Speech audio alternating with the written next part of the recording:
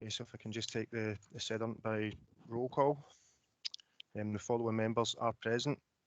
Councillors Allison, Bradley, Buchanan, Callaghan, Cowie, Craig, Devlin, Donnelly, Dorman, Dryborough, Hamilton.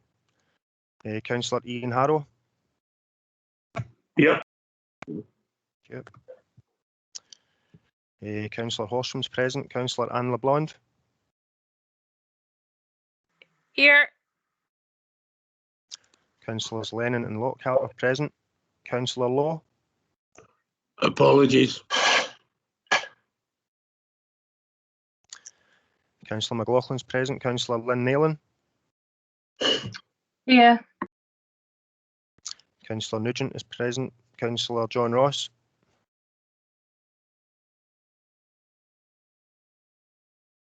Councillor Scott is present. Councillor David Shearer.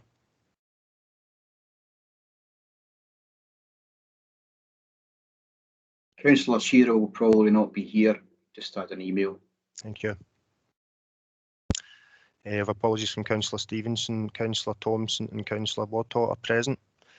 Understand Councillor Faulkner is present. Councillor Faulkner, can I just confirm, are you here as a substitute or are you observing? Observing. Observing.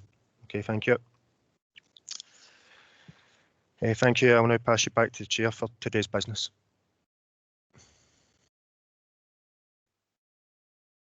Thank you, Stuart. Do we have any declarations of interest?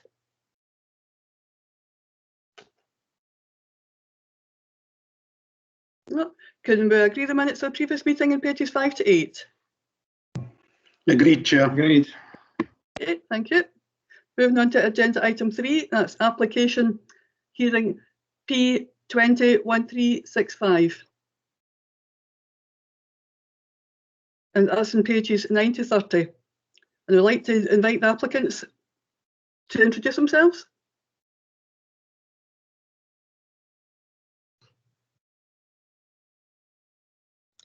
Good morning, that'd be myself. My name's Lynn Sherry. I'm one of the heads of education at Education Resources, and I've got responsibility for support services and the school estate. I have two other colleagues with me here today, which are Mona MacDonald, who is our early years and childcare manager, and also Van Sinclair, who is our partnership development manager and who was responsible, as you will know, from the schools modernisation programme, the primary schools modernisation programme, and has been involved in the 1140 hours rollout as well. Thank you, Lynn. I'd like to invite the objectors to introduce themselves. Good morning. My name is Michael McLaughlin and I live in Blantyre Mill Road in Bothwell, and I will be the first of the three objectors to speak.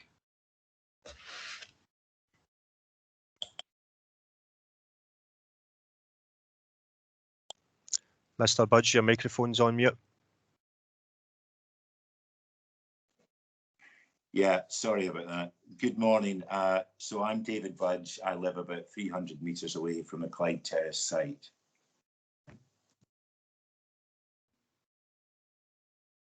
Good morning, everyone. My name's Joanna and I live in Clyde Terrace. I'm actually on the street that the proposed nursery is. Thank you. I'd like to invite Bernard to take us through the report, please, Bernard. Thank you, Chair. I'll run, just to be clear, I'll run through part of the presentation before handing back to the Chair to allow the hearing to take place, whereby the applicant and objectors will be allowed to address the committee. Thereafter, I will conclude the presentation. Planning permission is sought for the erection of a children's nursery and associated works on vacant land located to the west of Clyde Terrace, Bothwell. The site is located within a residential area and extends to just under 1,700 square metres. There are residential properties to the north and south of the site, with parts to the rear of the site and further open space on the opposite side of Clyde Terrace. The main elements of the proposal relate to the erection of a nursery, formation of on-street parking, and the relocation of the electricity substation, which is currently on site. The proposed building would be of modern design and comprise single-storey and two-storey elements. Externally, the building would be finished in a combination of facing brick, render and zinc cladding. Within the site, an external play area would be provided. The nursery would accommodate up to 113 children and employ up to 25 staff. The nursery would be open from 8 AM to 6 PM. As part of the proposals, 32 on-street parking spaces would be provided, with 6 located to the front of the nursery and the other 26 spaces on the opposite side of Clyde Terrace. In terms of the development plan, the site is identified as part of the general urban area within both the adopted and proposed local plan, which reflects the up-to-date views of the Council. A variety of additional policies referenced in section 3.1 of the report are mentioned, and the general aim is to ensure that the development is appropriately designed, located, serviced, and results in no adverse impacts on the surrounding area. In terms of consultation, the responses are summarised in section 4 of the report. There are no objections from consultees, and any matters raised can be addressed through condition. A total of 161 objections are noted in the report as having been submitted, and this includes representations from Councillor Kenny McCreary and Margaret Mitchell MSP. In addition, a further 4 objections have been submitted since the report was prepared, which do not raise any matters not covered in the report. A letter was also received yesterday with specific comments on the planning report and the handling of the application. This will be dealt with as a stage 2 complaint in terms of the Council's complaints handling procedures, and a separate response will be issued in due course. The main issues raised relate to traffic, parking, relocation of the substation, the impact on nearby open space, the impact of the development on the amenity of the surrounding area, overdevelopment of the site, and the general impact on the natural and built environment. As mentioned previously, it has been agreed there will be a hearing for this application, and I'll hand you back to the Chair. Thank you, Bernard. Could ask the applicants to present their case, and you have 10 minutes in which to present your case. Thank you.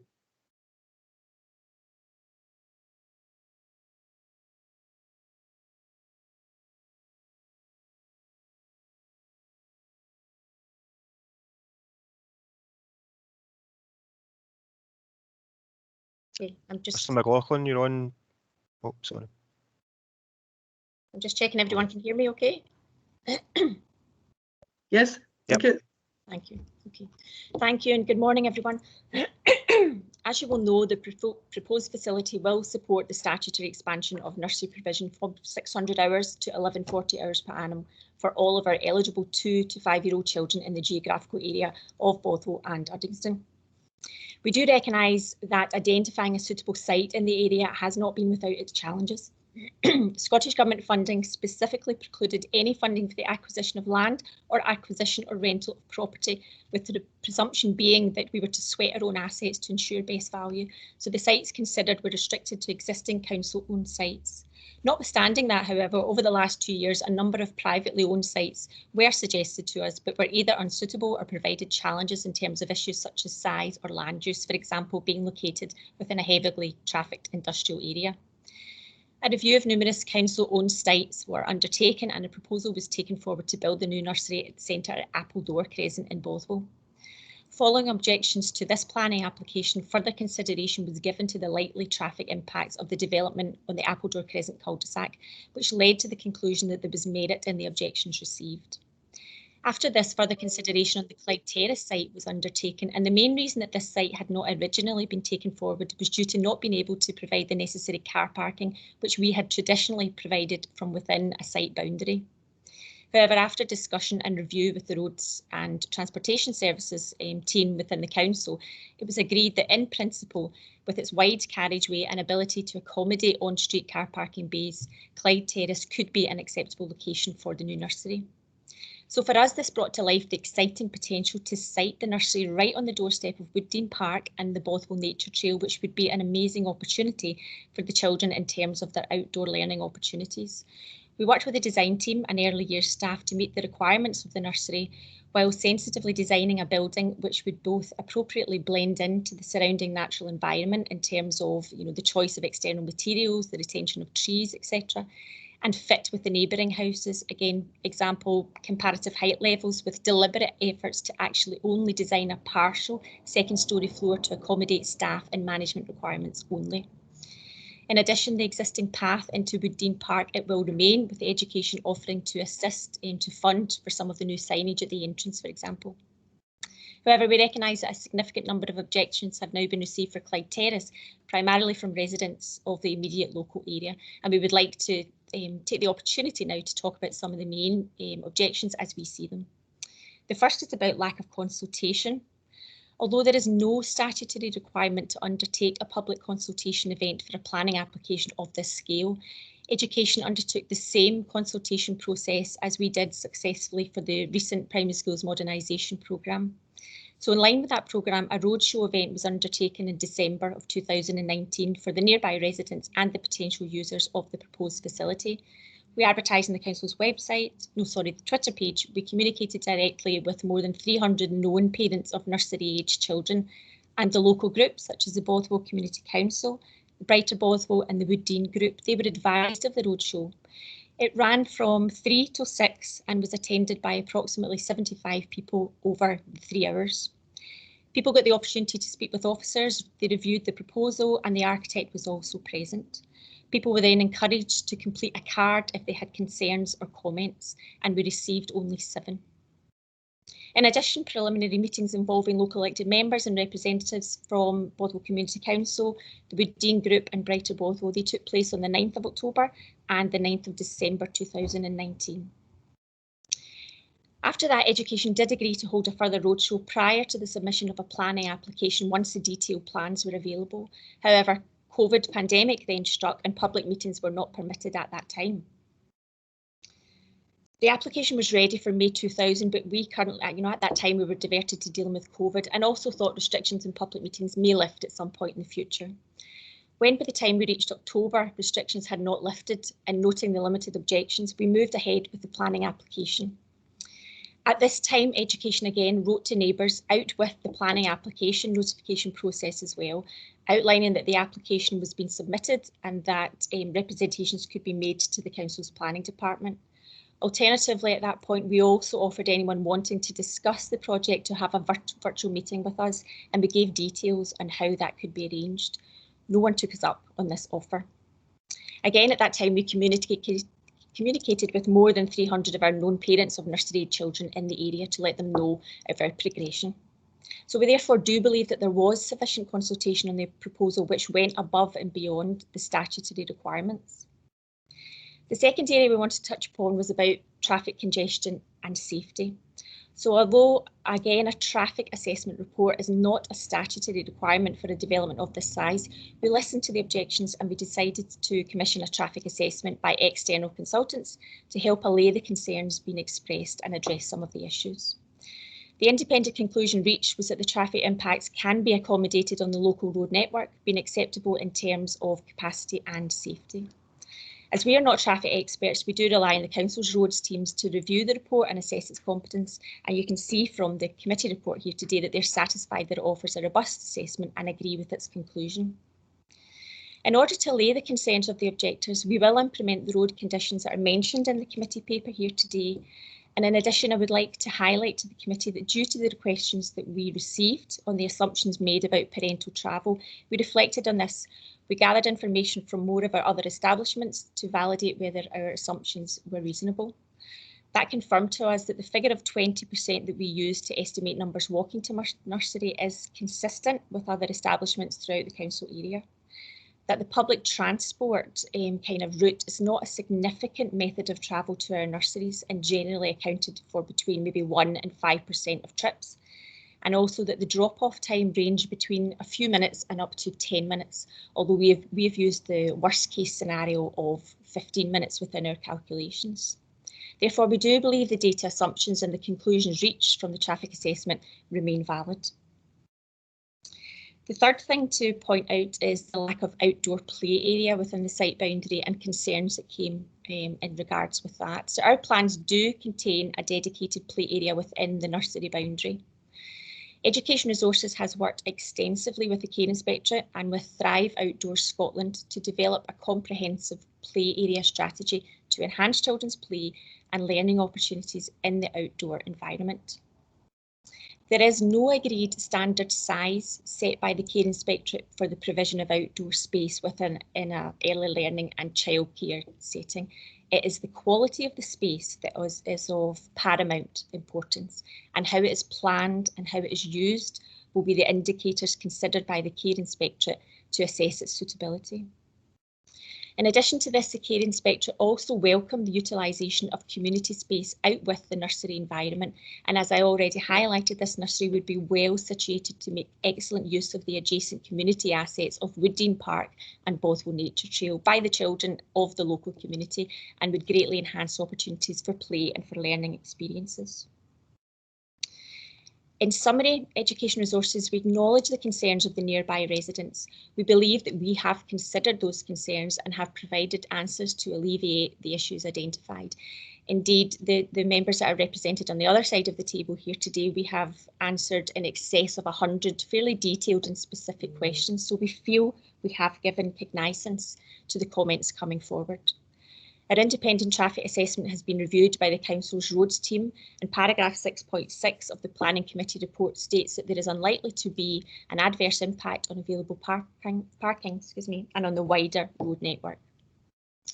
The report also says that the site has been deemed suitable in terms of all other technical planning requirements, and we will of course comply with any conditions that are laid down if the planning permission is granted. So over the last 2 years, Education has received a significant number of representations from parents and carers of nursery-aged children concerned about the lack of 1140 hours provision in the Bothwell and Uddingston areas. And this new facility, if approved, would meet the needs of the local communities and provide the children of Bothwell and Uddingston with a high-quality early learning and childcare facility, which will develop opportunities to learn, to play and to develop, and to support parents and their families with work, study or training. Thank you for your time. Thank you, Lynn. I'd like to invite the objectors to ask their questions. They have 5 minutes to ask questions, and could I ask you that you use this time to ask questions and not make statements? Thank you.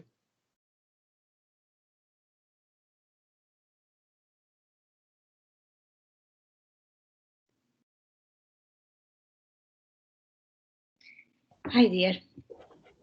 I've got a question. I know you'd stated that the Roadshow was held and you'd given, well, really, in all fairness, the Roadshow, it was Christmas 2019 between 3 and 6 p.m. with a week's notice. But anyway, we've had to ask you a number of questions. I know you pointed that out as well over the emails to find out a bit more about the application.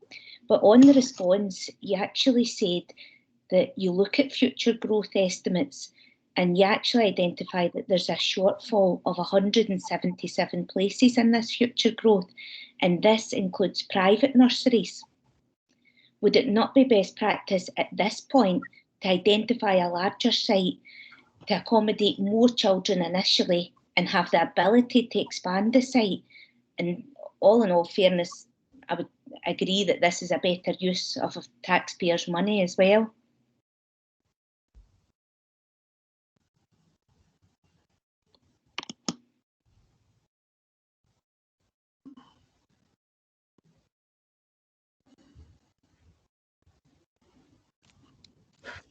Lynn, would you like to respond?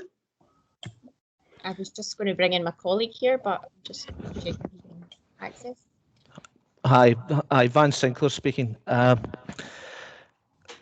the nursery is registered for 113 children, that means we can actually accommodate more than that over the course of a year. We use a figure of 1.6 children per place can be accommodated in each place.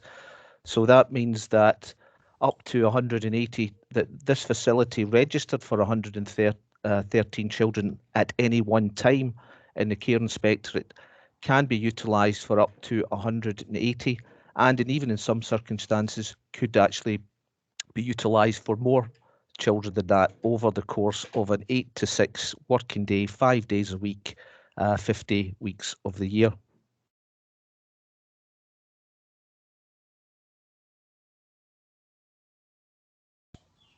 Any more questions?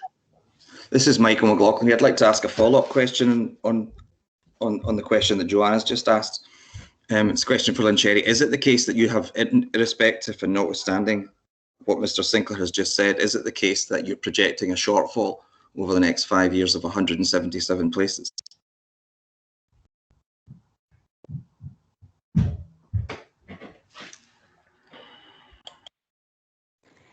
Yes, we carried out, sorry, I'll just come back on. We carried out a review of our numbers, our current numbers of children within the area.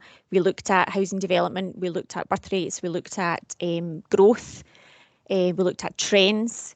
We considered other factors that were part of the process a number of years ago, which allowed the potential at the time, which is now Sorry, going Ms. to come Sherry, into being. we only have 5 minutes here Sorry, to just, ask questions. Is the number 177? Yes. Rather than explain your methodology to us, Okay. is the number 177? Okay, our assumptions that we used in some of the processes that I was describing there led us to conclusion that that would be the shortfall. Okay, that was my question. Okay. Now, you wrote to us about the abandonment of Appledore as a site, and you told us that that was because of the level of objection that you received. Can you tell me how many objections that were officially made in the portal for the Appledore site?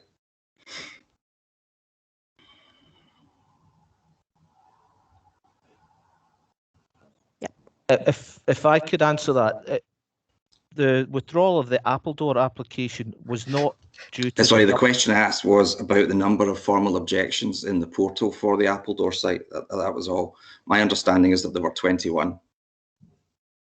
Yes, and I'm trying to explain. If I No, could. my question was simply about the number of objections in the Appledore site. You mentioned, sir, that we withdrew the application because of the number of objections. It's actually the veracity and of the objections that we looked at. The objections came in and we took cognizance of those objections and reviewed our proposals, and that was why we withdrew the application, not due to the number of them. Could you explain to the elected members and indeed us as objectors what you mean by the veracity of the Excuse me, Mr. McLaughlin, Chair, that's 5 minutes now past. Thank you, Stuart. I'd like to ask the objectors if they would like to present their case, and they have 10 minutes to present their case.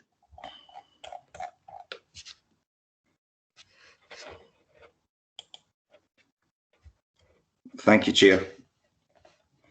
We're not here this morning because we don't want something in our backyard. We're here because there are 161 objections from all over the Bothwell community, and these are objections of substance. The Bothwell and Uddingston communities need and want a nursery, and that is not in doubt. But for many reasons, this is the worst site of those identified as available by some margin. We are truly at a loss as to why officers continue to pursue this site with such vigour when they dropped the Appledore site, a site 3 times bigger than this one. This site is a terrible site. It is a postage stamp wedged between 2 blocks of houses on a relatively narrow road. It will be cramped for staff and children and will deliver a substandard early years experience. There is no off-road parking. There is little or no room for an outdoor play area. I didn't have a chance to ask the question there of Lynn Sherry about how big that area is. The plan is that the outdoor play will be conducted in a public park. An electricity generator needs to be moved, and as matters stand, we don't know if Scottish Power have even been asked for their consent. It commits 90% of likely users to travel by car, and it's going to create a significant road safety issue. This is already a dangerous bottleneck in the mornings and in the afternoons when Bothwell Primary is going in and coming out. And the application process and the consultation process have also been terrible. We have identified 29 technical deficiencies in the application, and none of those have been addressed. 7 technical reports have not been uploaded to the portal, and so the public have not had an opportunity to comment on them. The updated traffic impact assessment is not fit for purpose because it's based on wildly inaccurate assumptions, and the traffic data is 5 years out of date. If you read the report, you'll realise that there is absolutely no local input into the assumptions made whatsoever. The drawings for the nursery lack any proper detail, and the consultation, I'm afraid, is not as Ms. Sherry has described. I'll now pass over to Joanna Pugh, who lives in the street and will talk about other issues.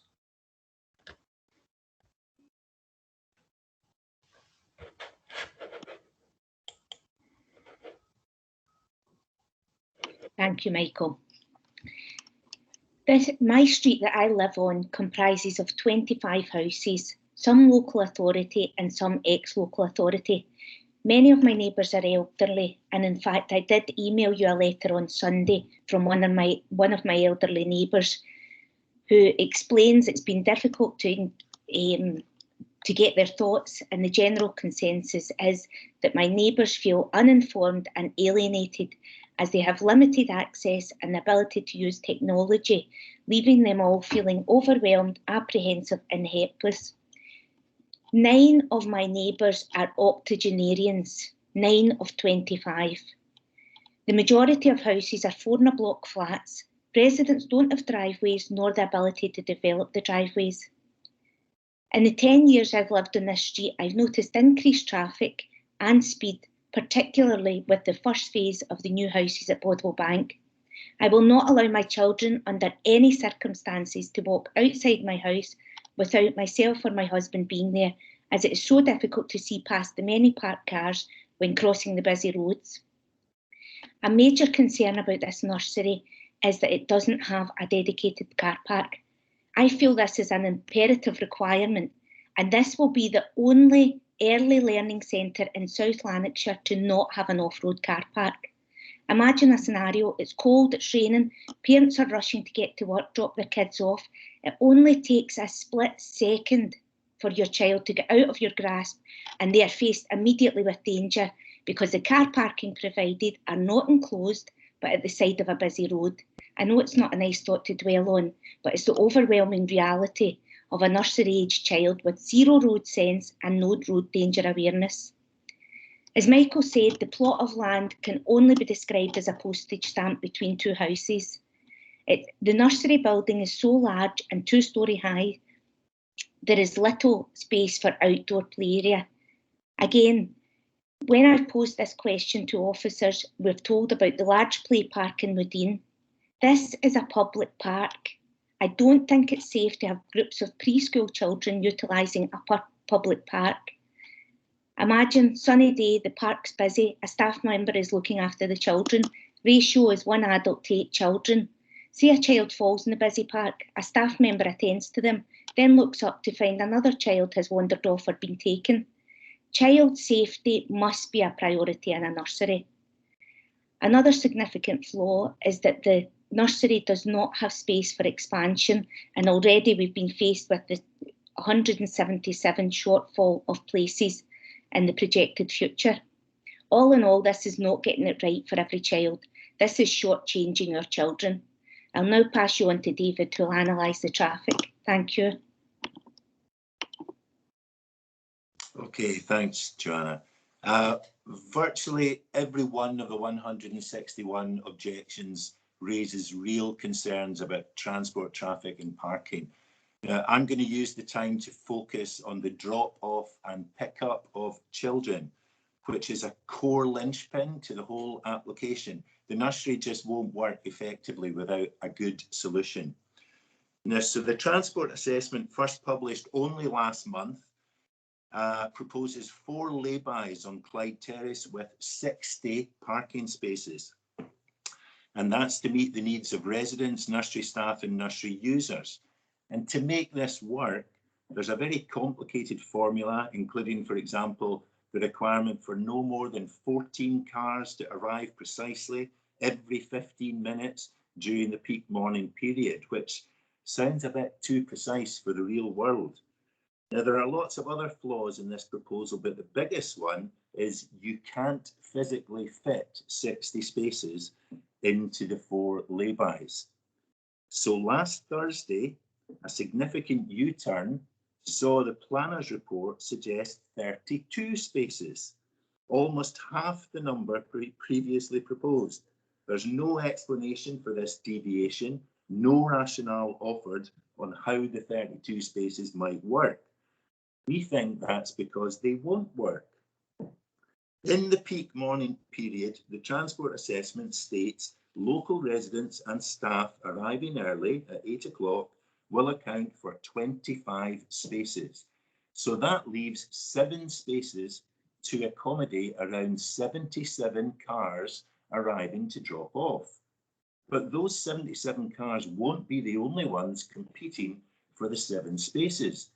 Drivers whose children are a bit older will compete to use these spaces to avoid the horrendous traffic congestion at Bothwell Primary just around the corner.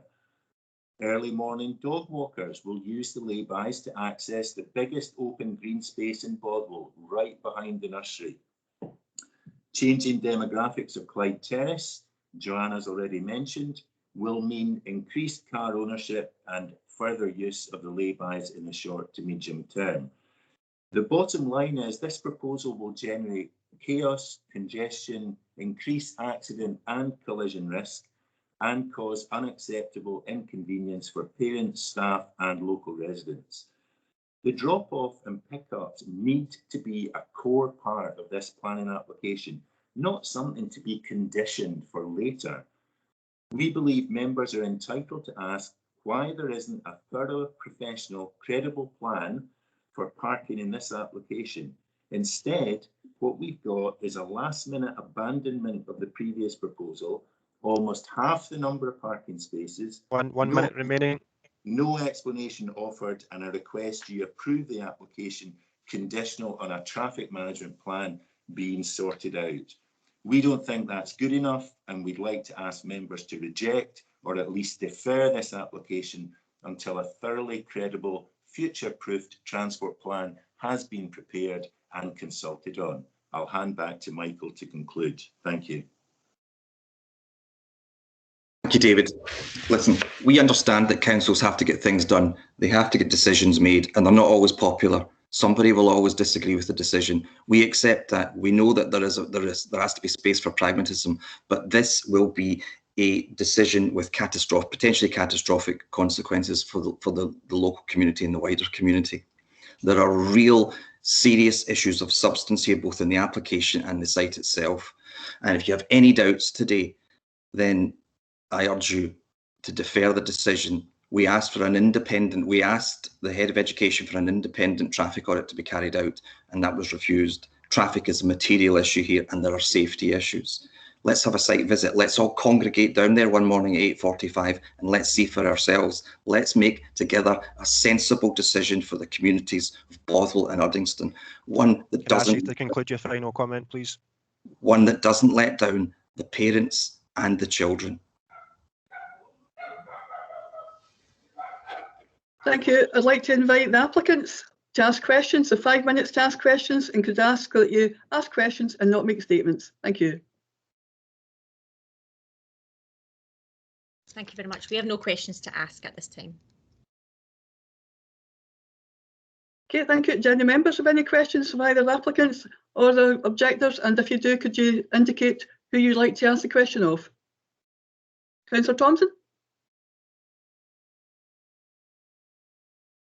Can you hear us okay, Chair? Hello? Hello? Can you hear me okay, Chair? Okay. Right, thank you. Just a quick question to Lynn. Can I ask during the process, I don't know the area very well, how many other sites were looked at and was there solid reasons for refusing them? Just to get sort of a lie of the land there, just how many sites were looked at? Thank you. I'll pass you over to my colleague, but we looked at, I think, 16 alternative sites in the area. But I'll pass over to Van, so maybe explain a little bit further. Yes, Councillor, we basically looked at all land ownership within South Lanarkshire's ownership in the Uddingston and Bothwell area. We chose 16 sites that we looked at and came up with there was challenges to all of those sites, and eventually came to the conclusion that Clyde Terrace was the best site, and most of the other ones, if not all the other ones, are not developable for a nursery for various reasons, whether it be size, location. Okay, thanks very much for that, Vance. It just is interesting, you know, just to make sure that things were comprehensively thought there. Chair, just your indulgence, you just say as well there, just that I know it's daunting coming to these things, so I think the three people who spoke there, good clarity, and it was worthwhile hearing from them. So thanks very much. I know it's no easy coming to the committee. Thank you. Okay, thank you. Councillor Donnelly. This is to Vance. Vance, would you believe that this wasn't without its problems, this site? Because I do actually know this. I know Clyde Valley. I know the Clyde area, and well, I've got my opinion. So, sorry, I'm not sure. Just the question you're actually asking, councillor. Could you clarify? The question is, although you picked this site, would you accept that there was problems with this site itself? Yes, councillor, there have been challenges with this site, most particularly the parking issue, but hopefully we've come to a sensible conclusion with roads and transportation services with regard to that. Without the on-street parking, the site would not be suitable for a nursery.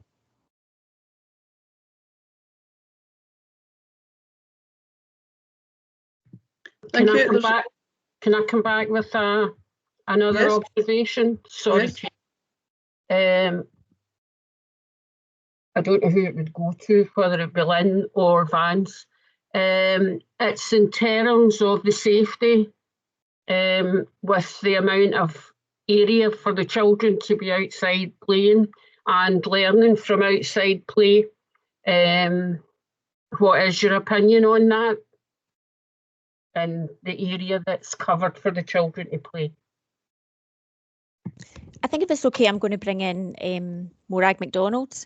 She's our early years manager, so she would be able to describe how that setup sort of works. We have other nurseries that have a similar size kind of site area for external play. There's one thing I maybe wanted to ask, mention from the previous question there, just to clarify, in terms of this being the only site where we have on-road parking as opposed to a dedicated area. We do have other nurseries. We have Glenborough, but we do not have on-site parking. So just to let you know about that. But maybe if I could pass to Morag, she's out there.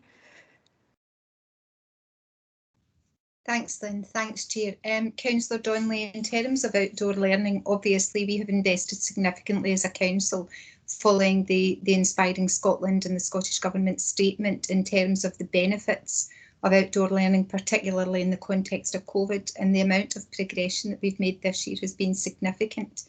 In terms of children going outdoors, obviously risk assessments are in place for taking the children outdoors, so whilst doors are open and children can freely access whatever space is available, then taking them beyond to give them a wealth of experiences out either into the community or in this instance where it would be primarily Wood Dean that is really on site, allows staff to go out not by themselves, but usually it is a minimum of 2 staff and with a maximum of 8 children. So every experience that would go out with the children is planned so that the curriculum planning indoors within the nursery is actually cohesive and actually extends out to whatever the children are actually doing outdoors. So it's not just a case of the children going outside to have a run around. Yes, there is a time and a place for that, to have fun, to have happiness, to look at the children's health and well-being. But more importantly, I think it's about looking at if they're learning about number, for example, outside, and we go out into the park, that planning extends and actually is seamless between the learning that takes place inside and the learning that takes place outside. So therefore we have other opportunities across the council, usually not on our doorstep the way this would be, to actually allow children to look for those experiences, expertise, activities, engagement in activities in a natural world developing that true sense of nature, of the world around them, of respect for their community, and indeed the experiences that can go on outdoors. So we see it as a very enriched environment, and that the children would be taken out, but obviously risk assessed. Yes, there will be times where they go outside. There is also physical activities indoors, as you can see the size of the nursery that would be, and indeed complemented robustly by the experiences that would take place outdoors. Thank you. There's another hand up, but I don't know who it is. Do you know who it is, Stuart? Chair, Councillor Callahan's got her hand raised. Thank you. Councillor Callahan? Also got my hand raised, Chair. So have I. I have too. Thank you, Chair. I thought I wasn't going to get in there. I did have my hand up from quite early on. I've actually got 3 questions, but first of all, I just wanted to make a comment quite quickly as well. Mr McLaughlin, during the 5 minutes questioning, started asking a question, but was then interrupted and not allowed to finish it. I think it would be reasonable that if we have someone that started a question, that we do actually allow them to finish and get an answer on that. There, I had put my hand up at that point in time. My questions, Chair. Mr McLaughlin was asking at that point, I think, about the veracity of the objections at Appledore that Vance had mentioned, so I'm wondering if Vance could expand on that. My second question is about the change in the car spaces. It was mentioned by Mr Budge that originally there were 6 spaces down that had changed to 32 and that there wasn't an explanation there for that, so I was wondering if we could have an explanation for that change. And my final question is, what are our plans for the projected shortfall of 177 nursery places? Thank you.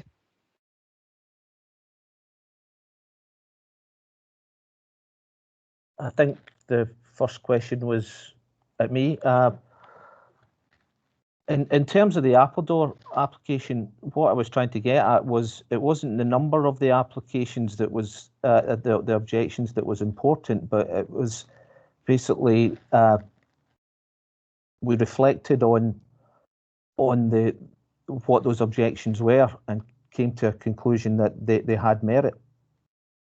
Rather than the number of applications, is what I was getting at, it was actually the relevance of those objections.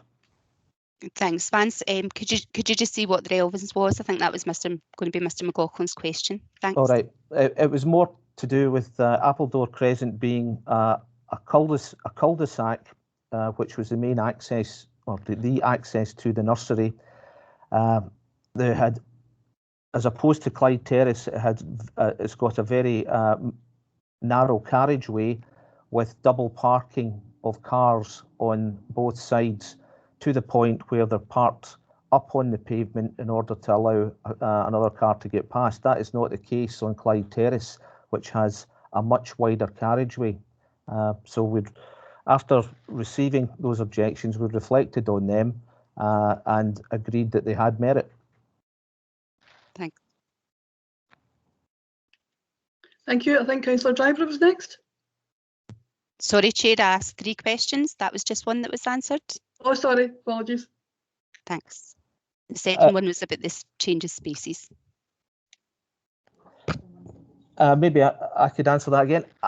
I'm confused with this. The 6 spaces doesn't or 60 spaces doesn't equate to me. All I can say is we have worked with Roads and Transportation Services to expand the car parking that we provided there to a level which they feel is sufficient to meet the demands of the nursery and the residential car parking area. And Roads have, I think, confirmed that in the report, that the 32 spaces that we now have in the finalised report are sufficient to cater for the drop-off and the workers as well. One thing to highlight is this is not a school nursery where all the parents are coming at 9 o'clock and picking up at 3 o'clock. This nursery is an all-day nursery, and the peak period is actually between 8 o'clock in the morning and 9:30. In addition to that, we don't have staff all starting and finishing at the same time, but they actually start and finish on a shift pattern as well. So it's much more spread in terms of the parents dropping off and picking up than would be the normal case at a school nursery, for instance, at St Bride's. And sorry, what was the third question, Councillor Callaghan? Sorry, the third question was, what are the plans for the projected shortfall of the 177 spaces? Do we have plans for that at the moment? We're currently... do you want to answer that? This new facility is the solution to the Bothwell and Uddingston area. So is there not a shortage of 177 spaces then, Lynn? The provision of this facility will allow us to accommodate the excess coming into the area. So this is the solution. All right, okay. I thought when it was asked earlier on, you'd said yes, there was a shortfall. My apologies for that. Thanks. Sorry. Just considering what Van said there about the change from 60 to 32 spaces that Mr. Budge mentioned, Vans didn't seem to be aware of that, and I'm wondering if Mr. Budge would maybe be able to clarify that for us, Chair, what the issue was. Yeah, am I off mute? No, we've already had questions and answers here, so I think we should be moving on. Well, Councillor Dybra? Chair, the question was directed at the applicants. Chair, I actually asked the applicant the question there. Oh, sorry, apologies. Thank you. Mr. Budge? Sorry, can you hear me okay? Yes. Yes, okay. So the transport assessment quite clearly talks about the creation of 60 spaces, and it's there in black and white. And this argument about roads have come to a conclusion. The only conclusion that's come to here is they've realised you can't fit 60 spaces. And the transport assessment made their calculations on the basis of having 60 spaces available. The only thing that roads have done is worked out 32 spaces can now be accommodated, not 60 in that space. They haven't explained how the whole system will work and whether that's enough. As I said, we've looked at this in great detail, and the 60 spaces was certainly mentioned and a key feature of the lay-by solution in the transport assessment. And to claim otherwise, I'm afraid, is just completely wrong. Thank you. Okay, Councillor Dybra? Thank you, Chair. Yeah, I've got a couple of questions for education. I'll give you my first one. It says that there's 25 members of staff. I'm wondering, is that full-time equivalent or is actual number of people? That's full-time equivalent. Okay. And of course, they'll be on a shift rota, some of them starting at 8, some of them starting all the way through till 10 o'clock in the morning to cover the 10 till 6 shift. But obviously there are going to be overlaps as well. They can't possibly work without an overlap, I would suggest. Yes, there will be overlaps, yeah. Okay, I want to clarify that. And just something else that really probably for Vance, I would say, and it's, what Mr. Budge has said. It does, I've read the documents, it does quite clearly say 60, and then all of a sudden, conveniently, there's 32 spaces. I was a bit confused with that myself. What I'm really concerned about, and just maybe you'll be able to answer, is that we're talking about a lay-by here. So it says that at the moment there's parking on both sides of the road at present. So I'm assuming the lay-by is really just defining these into spaces, but not really adding spaces. And just correct me if I'm wrong about that. So there seems to be a bit of a contradiction, because it says that it's amended to include the provision of formalised on-street parking, and these will be available for residents. But it says these spaces would be unrestricted, available for residents and the nursery. So really, that's not formalised on-street parking for staff and visitors. But my main question here is the travel plan talks of encouraging sustainable travel. Now that's a condition. It's just sitting in there. We don't have any idea how that's going to work. We've got no guarantees. Now, if you'd put in a school streets initiative where the police can then enforce that there's no traffic moving in here except for residents and for blue badge holders and other permitted vehicles, I could have seen how that's going to work. It's worked in areas in Edinburgh, but there's this very vague sort of will encourage sustainable travel, and I just don't see how this is going to work with that. And just one last thing, sorry, I wanted to ask.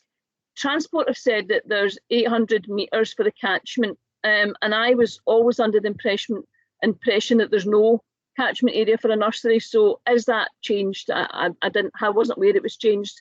So if you could just clarify that. No, there's no catchments for nurseries. The 800 metres was just taken in the report as a sensible walking distance for children.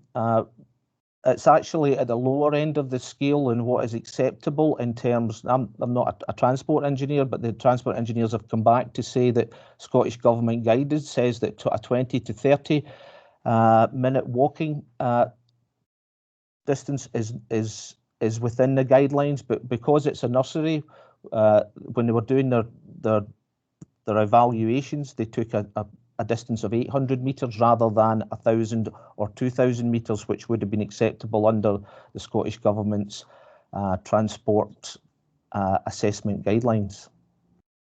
Yeah. Well, so can you then just answer me then about the parking? You know, is there actually additional parking there or not? Because it's not very clear, and if it's not formalised, if it's only parking for anyone, then how has it actually solved any of the parking issues for the staff or the people dropping in and off? I can't see it from the plans. Right, it's not dedicated parking. It's parking and it's dedicated bays. There are 6 new bays, I think, along the front of the nursery. The rest of them are formalising existing car parking arrangements. It's in order to do that, the pavement, which is very wide on the opposite side from the houses, is to be reduced, which will allow the parking bays to be made without impinging significantly on the actual width of the carriageway, thereby allowing 2 cars to still pass each other without having to stop. Okay.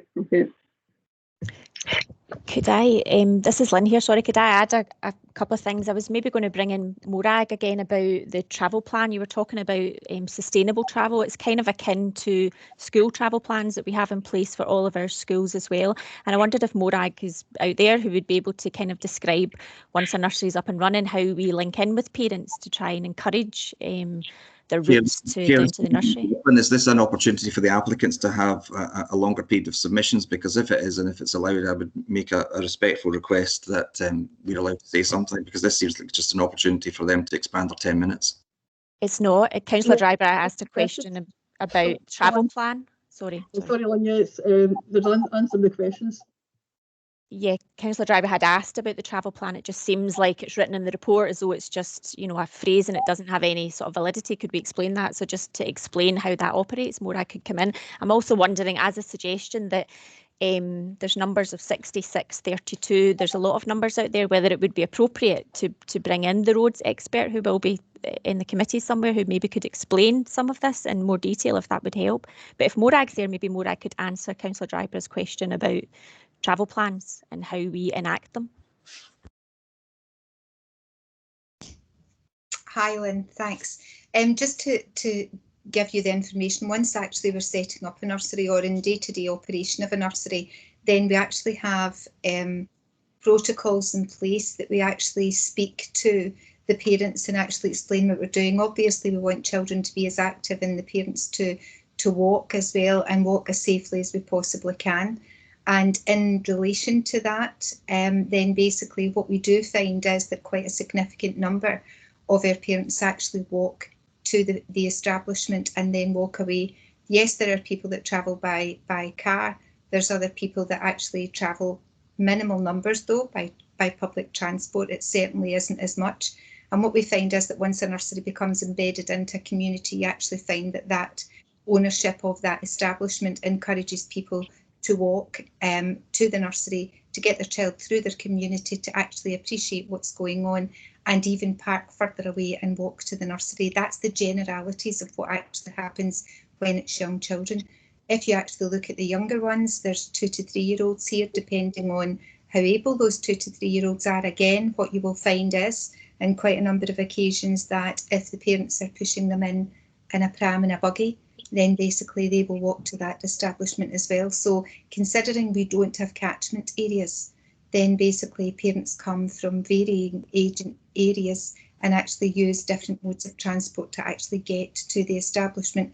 Predominantly, I would have to say walking in quite a number of instances.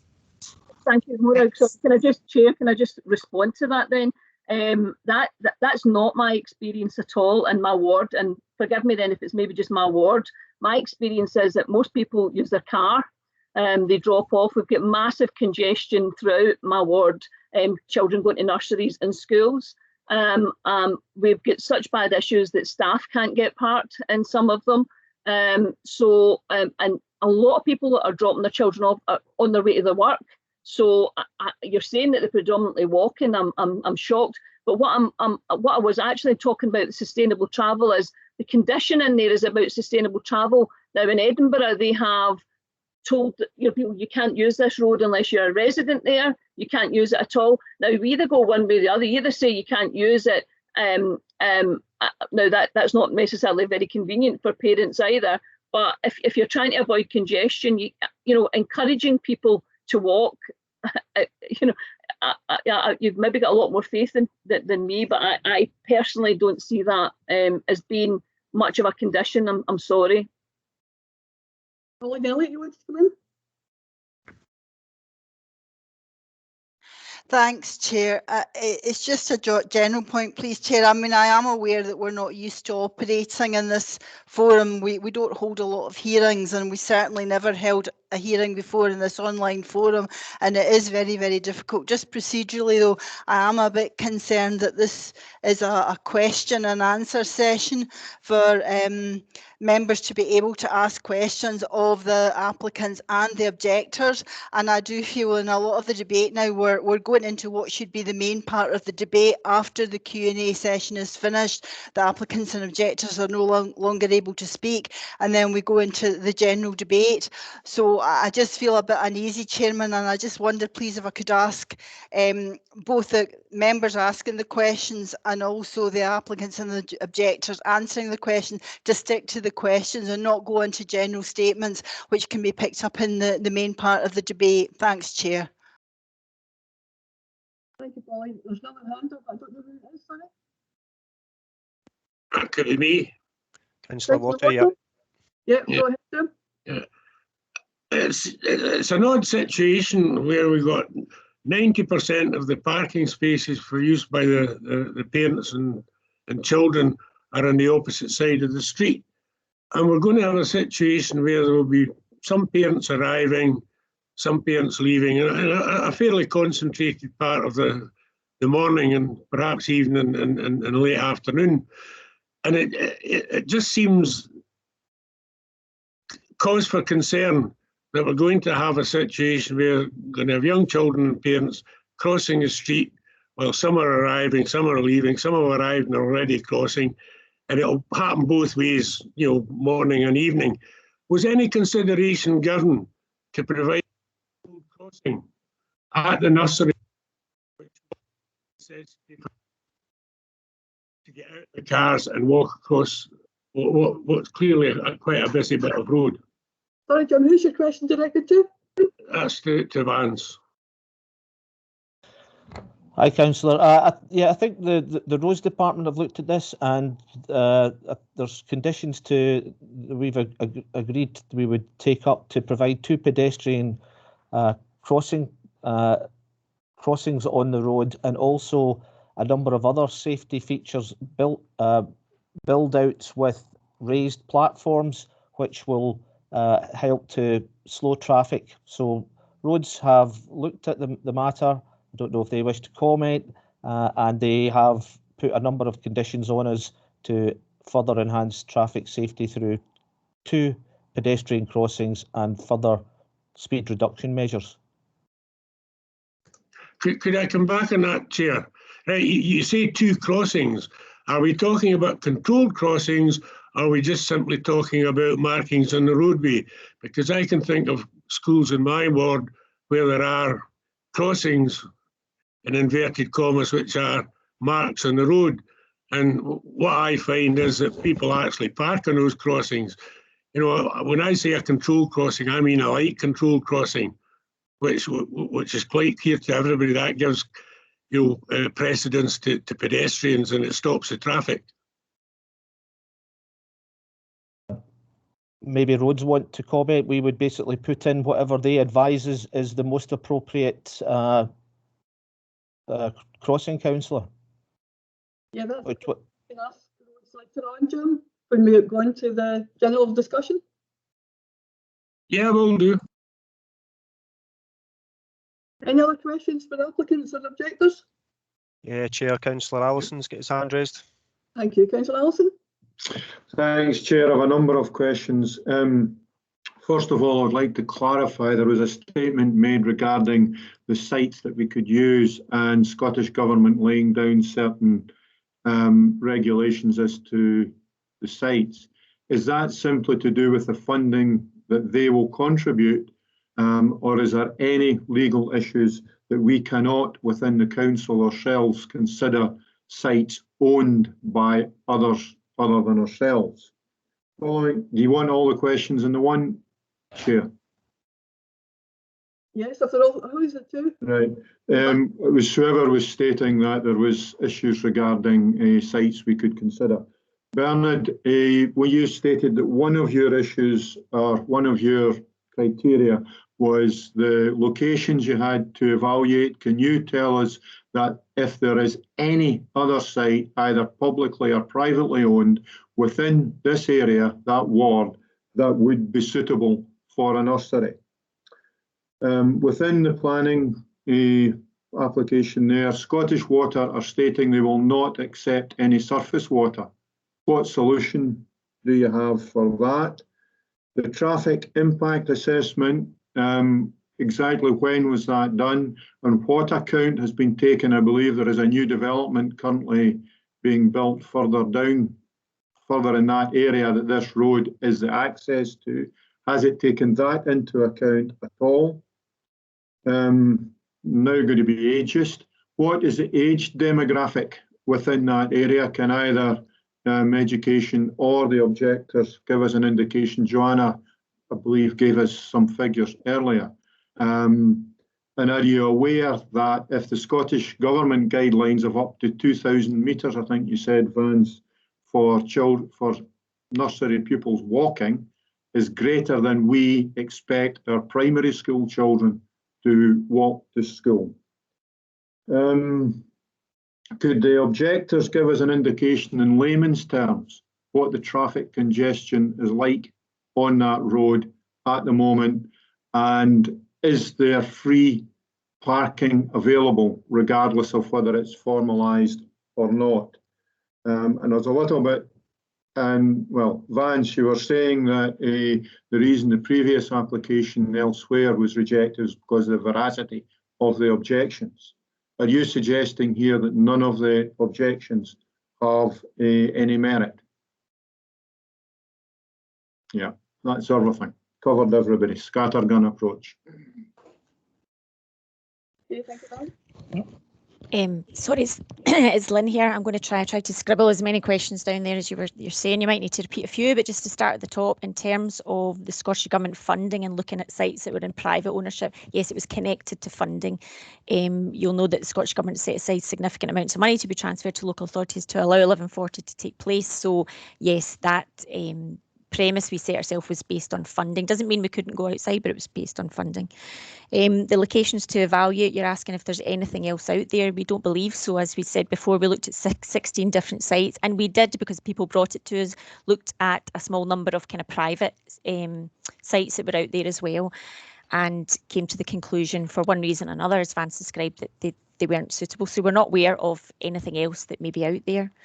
You asked about runoff of water, Scottish Water. I think we have had, Vance will maybe correct me, I think we have had some discussions with Scottish Water and we don't believe there are any issues. Sorry for interrupting, Lynn. In the papers it says Scottish Water will not accept any surface water into their system. Yeah, but what I'm saying is that I don't believe there are issues with the road itself that will cause us issues. I can confirm that.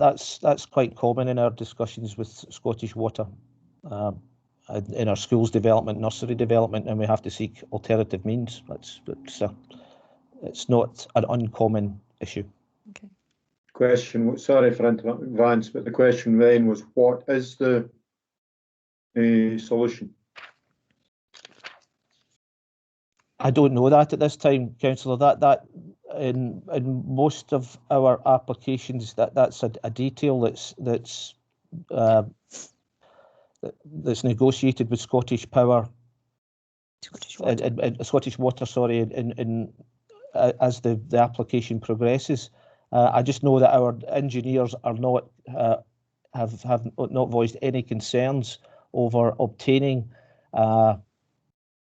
an appropriate connection, but I don't know the detail of it.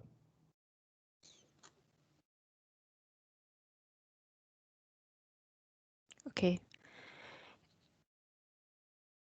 Sorry if I can keep going in terms of, can I come back to the traffic assessment? Because you kind of, for me, cut off a wee bit, so I think I need to get you to repeat that question. You asked about age demographics.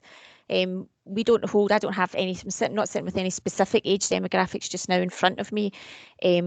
When we do look at forecasting, we look at the sort of current, we look at trends, we look at birth rates, and we look at housing development, and we have indicators that lead us to make conclusions about how many children we think will be generated from housing development. So maybe that'll answer your question. You asked about Scottish Government guidelines about the 2,000 metres, maybe just to reiterate that that was information that's used as part of that traffic assessment. Vance can maybe come in and correct me about what is a reasonable, making assumptions about people's mode of travel, what would be a reasonable expectation about how far people would walk in today's world. And we actually decreased that, knowing that this was nursery, we decreased that to 800 metres when we looked at when the consultants looked at the traffic assessment.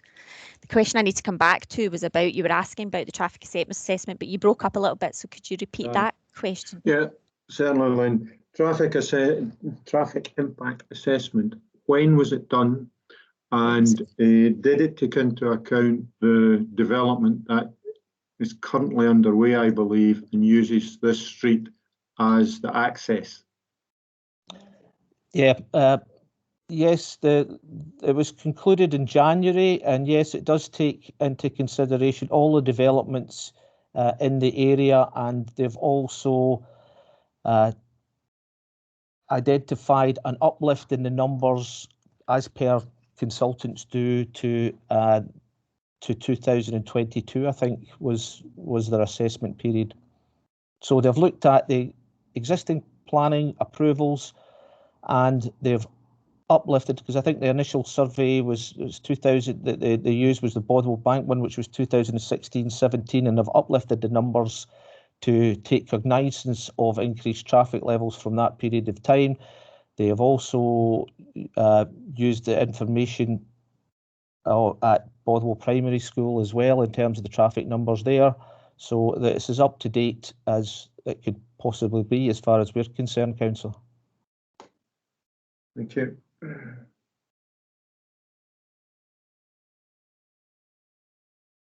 Okay, Alec? Yeah, I also asked if the objectors could comment on the congestion at the moment in layman's terms. Very much aware of the work that Fraser does, very good at his game, but often the difference between what local residents and traffic officers find as acceptable is not very similar. So if the objectors could give us an indication as to what the traffic congestion is like at the moment, and also to do with the amount of parking, whether how busy it is. I'll I'll perhaps start, this is Michael McLaughlin. I'll perhaps start that, and if David or Joanna want to come in, I'll be brief because I'm at the centre of the traffic vortex. This is a heavily congested area at pick up and drop off, largely because of Bothwell Primary is literally 300 yards from where this nursery will be, and that causes significant congestion such that Blantyre Mill Road, and Castle Road become single track roads because of cars parked on one side of them, and it becomes a real bottleneck. And you have to imagine that people are also trying to get out to work in the morning as well, so it's not just school traffic and nursery traffic. So already these cars are parked all along the pavements right round from Bothwell Primary right onto Blantyre Mill Road and onto Clyde Terrace. So it's a significant bottleneck. Now, the houses, the development you're referring to, Councillor Allison, were built, and I didn't object to that because houses in the area is a good thing, new families coming in. That has created a significant increase in traffic flow into this vortex because they come up from down towards the David Livingstone Bridge. They come up at some pace onto Blantyre Mill Road, and that's an estate of about 50, 60, or if not more houses. So that has added to the traffic congestion. And we really are just about at the tipping point here, where we really have a serious road safety issue. And that's now going to spill around into Clyde Terrace. And one important aspect, two final points on this, there's going to be people who will be dropping off at Bothwell Primary and will be dropping off at the nursery. And they will park there. People from Bothwell Primary who will also park in Clyde Terrace, even if they're not going to the nursery, and so there will be far fewer spaces than the officers contemplate. The traffic data, as we understand it, that used is 5 years out of date. If there was any traffic monitoring done in January of this year during a lockdown, when schools were either closed or with very limited capacity and with everybody working at home, I would suggest that any study carried out in January of 2021 to establish traffic flows in the roads around here would be incredibly misleading in terms of the actual traffic flow. I say again, when things ease up here, perhaps a site visit would show you just exactly the bottleneck that this area is already. And with another 90% of people will have to drive to this nursery. So you imagine sticking through another 70 cars through here when everybody's trying to get to work and to Bothwell Primary, and you will have a significant traffic black spot with the attendant safety risks that brings. I could also add into that point as well, Michael, regarding, because as you know, I live on the street, so I know what the traffic's like on a daily basis, what the parking's like on a daily basis. For instance, one of my neighbours has got 5 vehicles. Now that's work vans and things like that, but 5 vehicles to one house. So these are the people that will be using these car parking spaces. And when the nursery users come in the morning, it'll end up double parked, one in the lay-by and one on the roadside. And that is not a good mix with children whatsoever. And it needs to be seriously reconsidered. I know as well, with the neighbours, as I said, when I had spoke about it as well, a lot of them don't have the ability to develop driveways. So that's not an option that they could then put a driveway to bring their car off the road and leave the road for the nursery users. So that isn't anything that can be looked at. And I know you asked the question, and Lynn said about the users, she doesn't have that information to hand, but the traffic assessment that was carried out and instructed by them, albeit the traffic assessment was, and in its own words said, to support this application, but it states that 50% of the users are from Uddingston and Tannock side. So that will be 50% passing Bothwell Primary traffic in the morning and in the evening for drop-offs and pick-up.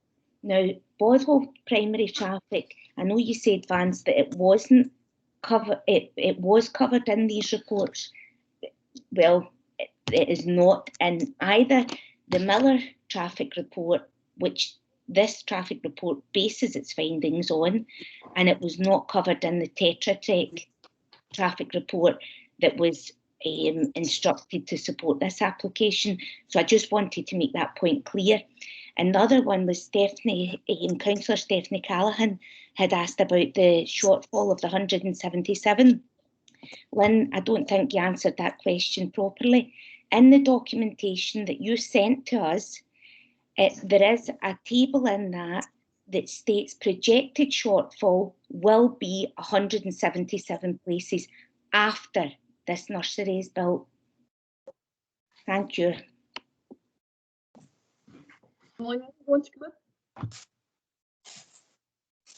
Thanks, Chair. I just wanted to make the point again. I think we are veering away from a Q&A session here, and we're having objectors making statements and answering questions on behalf of the applicant. So I would ask people at this stage to keep to a Q&A. I think we are veering off that, Chairman. Thank you.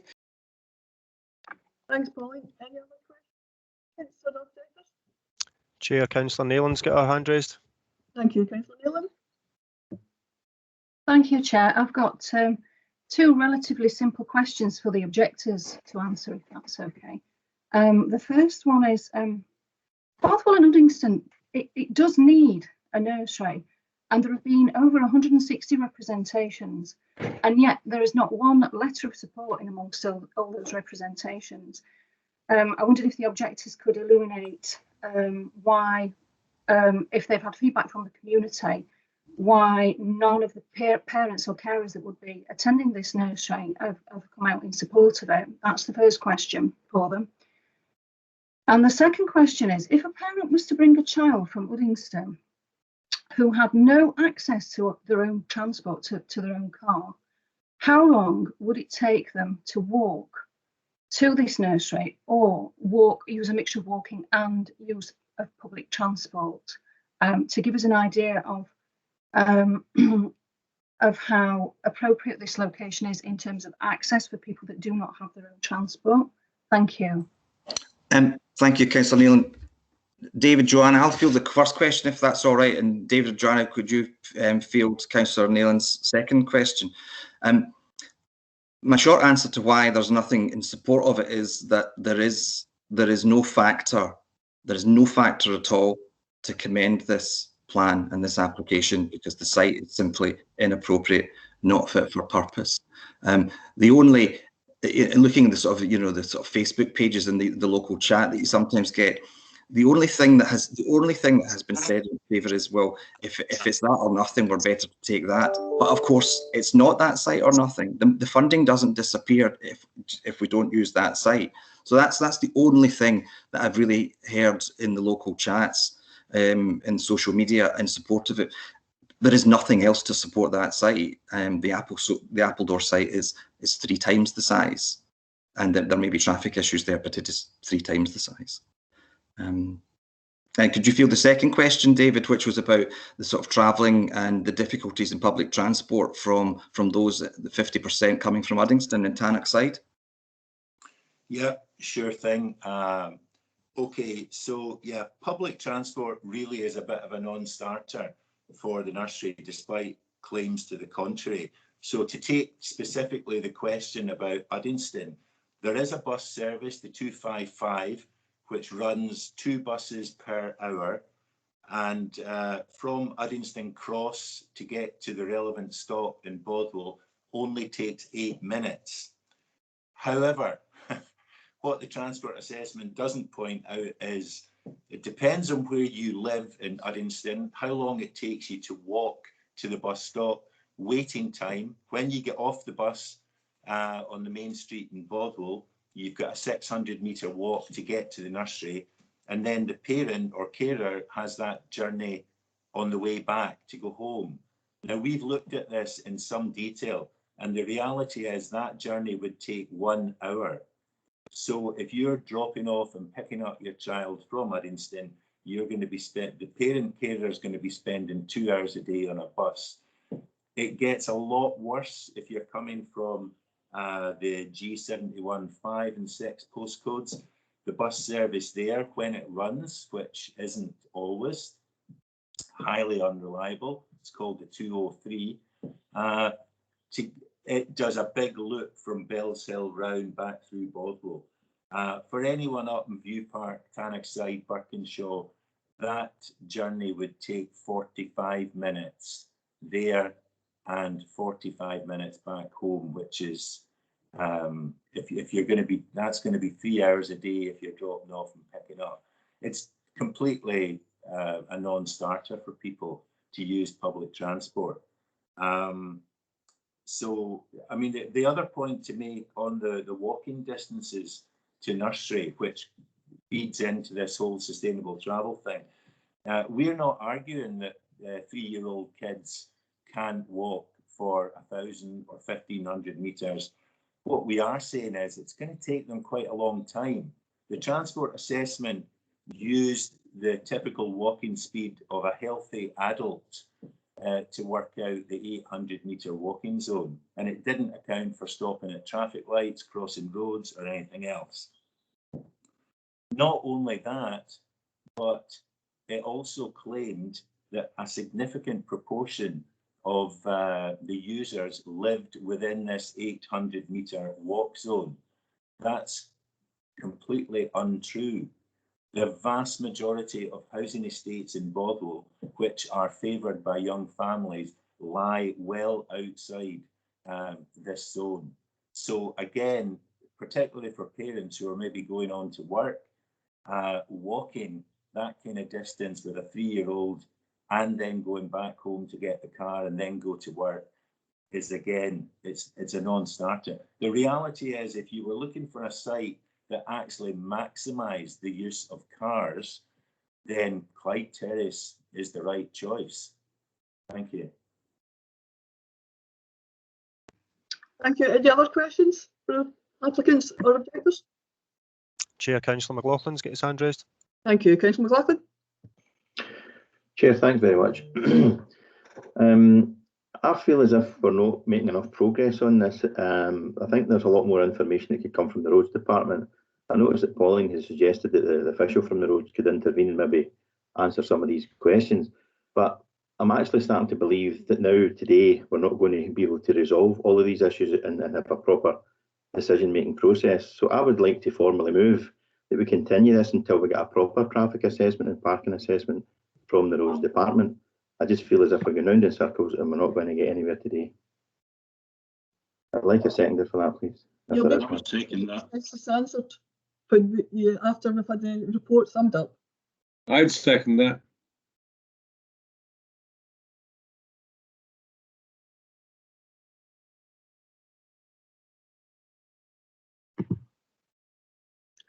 After the questions and answers from the applicants and objectors have been given, you'll be able to ask the Roads Department any question you want to ask.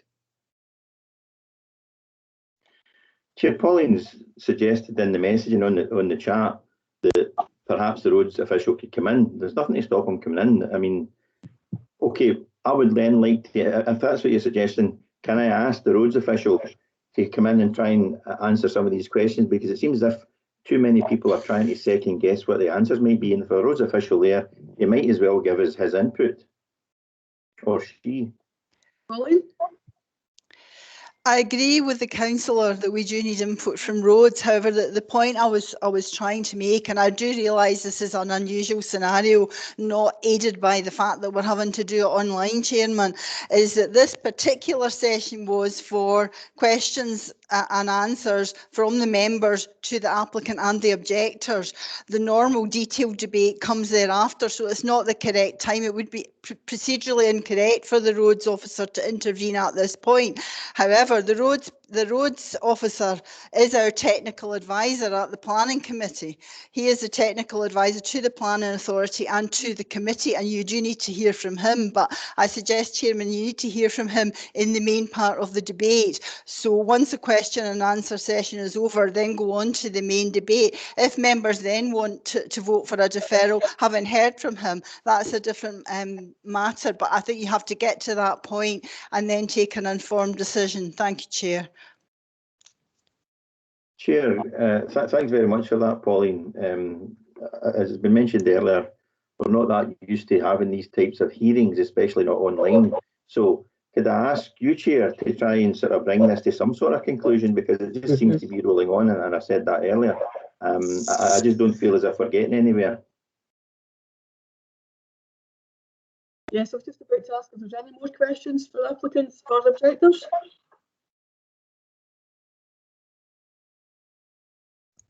There's no other hands raised, Chair. Thank you. In that case, I'll ask the applicants and the objectors to turn off their cameras and their microphones, and I'll ask Bernard to sum up.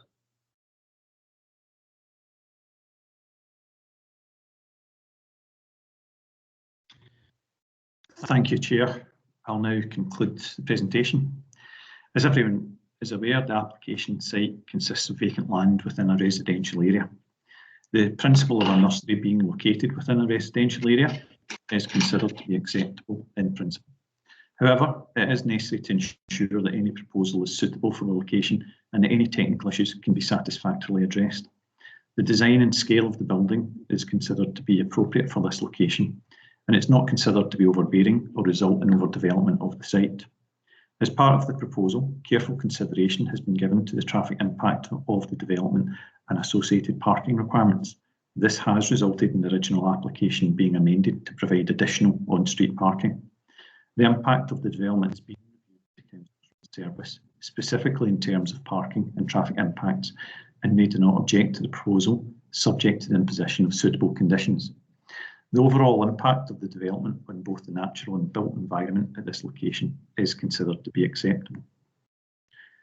Overall, the proposal is considered to be acceptable since it complies with the relevant policies contained in the adopted and proposed local plans, and it will not have an unacceptable impact on the amenity of the surrounding area. It is recommended that the application is approved, subject to conditions. Thank you, Bernard. Any questions or comments?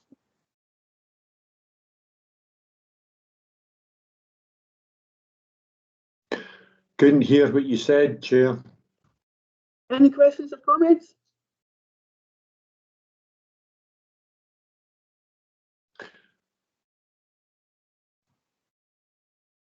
Councillor Allison?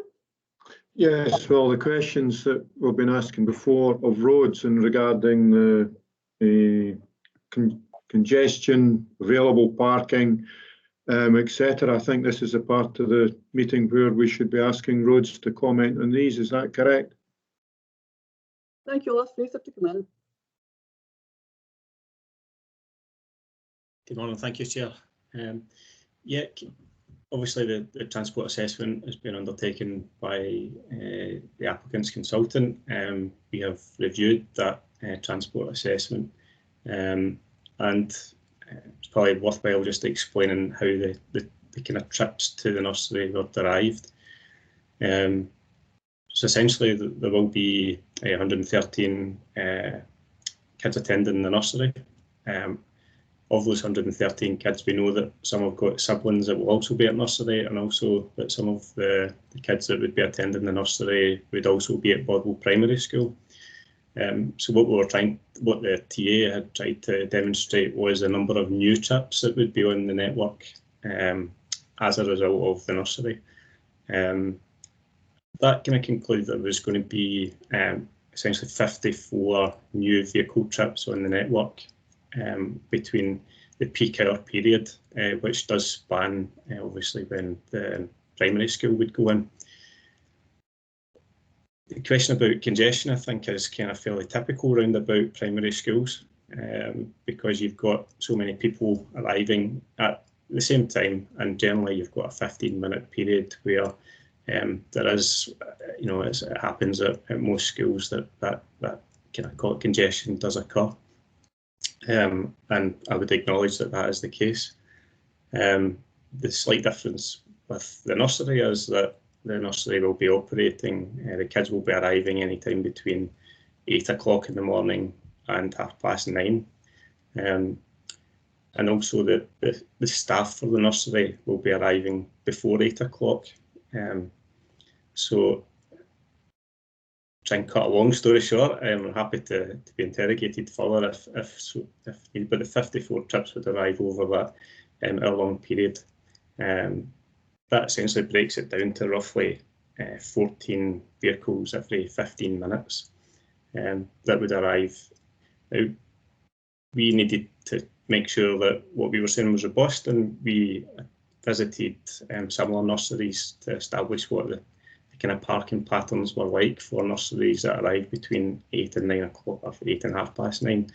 And it was quite evident that there is a kind of gradual increase. There isn't specifically a very busy period. It's just that the trips arrive on a kind of regular basis, so you don't get the same sort of issues that occur during a primary school. And does that answer the question around congestion? Because the other point to make is that at Clyde Terrace, there's a number of points that people can choose to exit the kind of residential area, and the TA identified that a lot of the trips would actually go past the road that the primary school's on, Blantyre Road, and head towards Blantyre Mill Road, and therefore avoiding the kind of area that's typically more congested during the school period. And the junctions were all seem to operate well within capacity for the peak period, the peak network period, not the peak nursery period. So that kind of paints a worst case scenario. The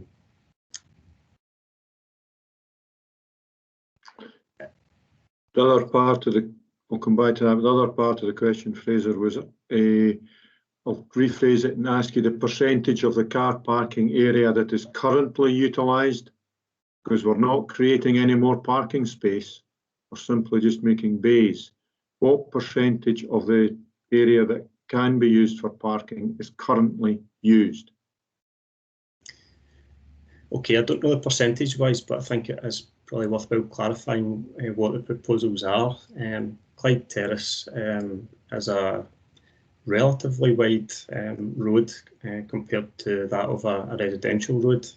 You're somewhere between 6.5 and 7 metres, where a typical residential road's 5.5 metres. But also the footways or the pavements are typically kind of 4 metres wide, which is unusual for a kind of residential area. And there's no houses on, obviously, the east side, the side opposite the nursery. What has been proposed is that there would be 32 new lay-by parking, so they would be off the running carriageway. The carriageway would be clear at that point. And that also, the plans kind of show that the parking that currently exists for residents on Clyde Terrace would remain on street.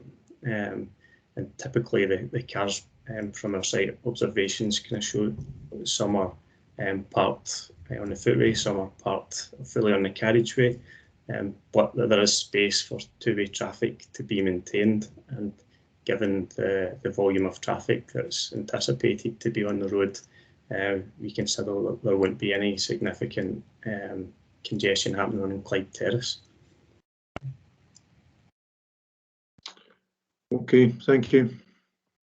Okay, thank you, Councillor Bradley.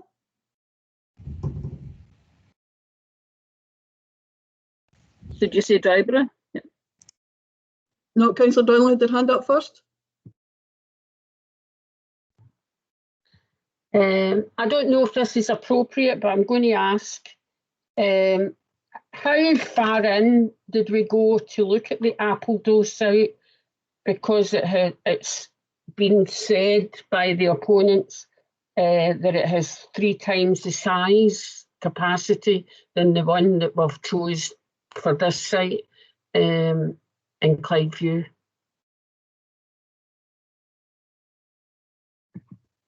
Pauline? Just as members know, when you're considering a planning application, you're considering this application on this site, and I know it has been discussed through the Q&A before. It isn't appropriate to talk about other sites. You're here to decide whether or not this is a suitable site for a nursery, not about other sites. Thanks, Chair. Thanks, Pauline. Thank you, Chair. Just a a question for Fraser then. So we're moving the parking, but we're not actually increasing the number of spaces. We're just moving it to slightly to the side and formalising it. So if we've now got, as we've established, it's 25 full-time equivalent staff, which is obviously going to be more than that.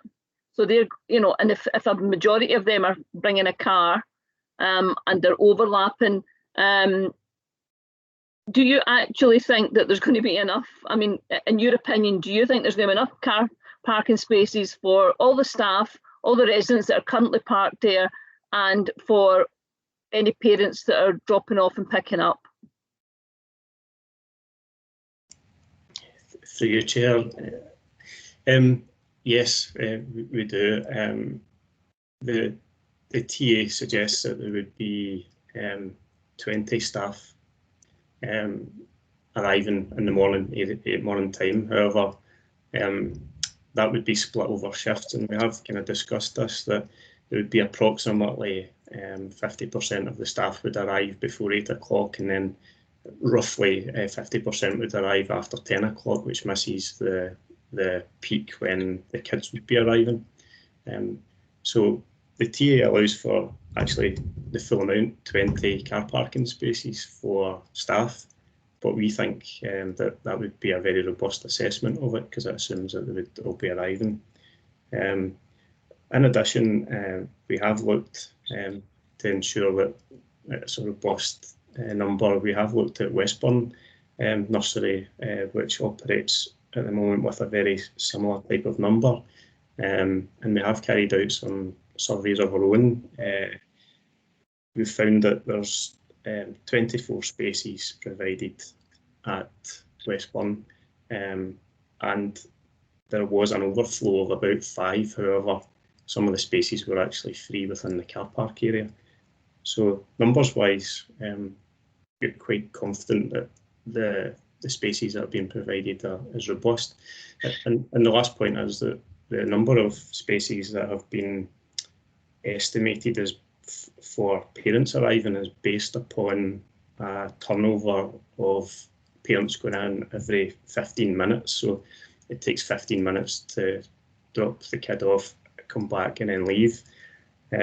Again, while we've been observing what happens just now, we think that probably closer to 5 minutes is a turnaround time for someone dropping off, and certainly less than 7 minutes when it comes to picking up, because there is a wee bit more of getting the kid ready to leave and go out.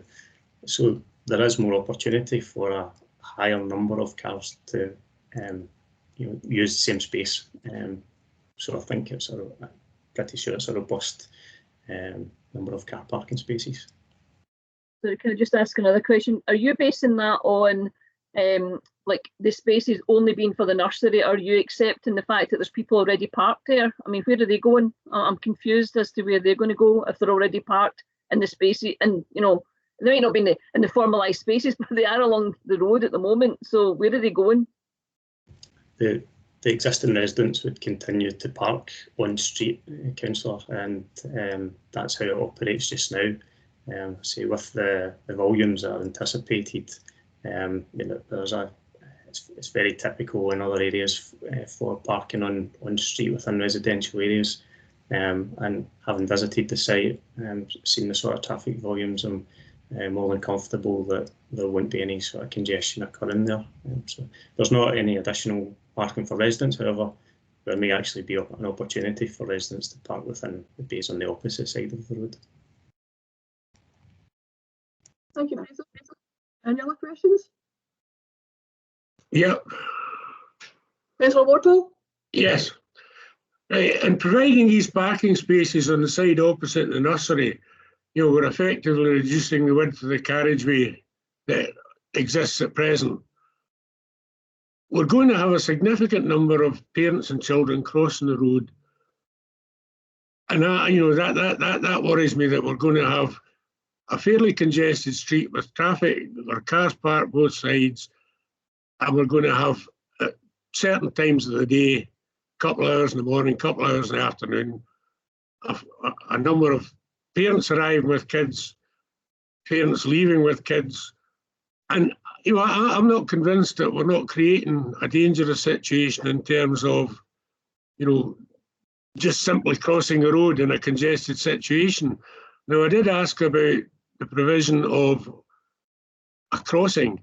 I think the answer was that Vance gave us was that there would be a couple of crossings provided. You know, I'm assuming that these crossings would be markings on the road, you know, spaced out along the length of the road. And in my experience, these or this type of crossing is not really effective in doing the job it's supposed to do.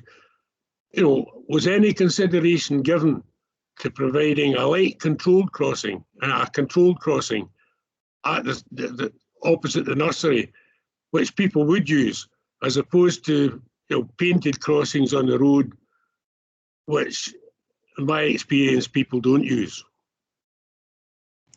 Yeah, thank you, Chair. The way the parking's been designed, essentially there's individual laybys. In between the laybys, there is what we would call a build out, which is a footway extension out towards the channel of the road, the carriageway.